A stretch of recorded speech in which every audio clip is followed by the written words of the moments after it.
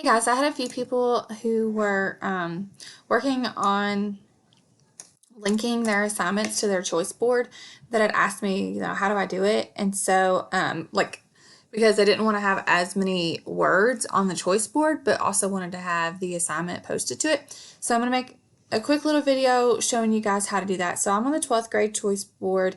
One of the assignments that I have is on chemistry of vaping. So first thing is that the assignment is on the CCHS shared teacher drive.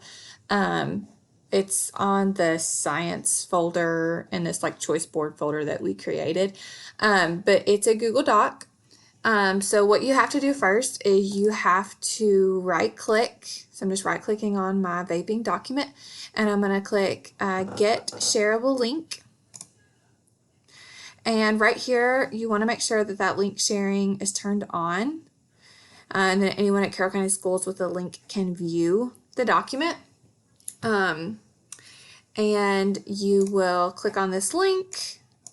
It's going to automatically highlight everything in the link for you. You can right click, whoops, get shareable link, my bad. Oh, when you click it, it's going to go ahead and say that it's copied to the clipboard. So it's copied. You go to your choice board, and so this is chemistry of vaping, and I'm gonna say access the, and I'm gonna say assignment to understand the components of an e-cigarette. I'll say components and hazards of an e-cigarette. Then I want them to write, I'll say then compose an argument against vaping using evidence from the WebQuest.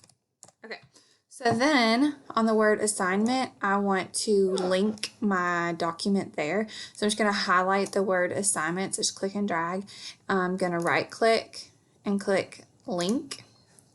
And then all I have to do is control or paste that link right in there.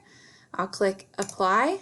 And now that document is hyperlinked to the 12th grade choice board.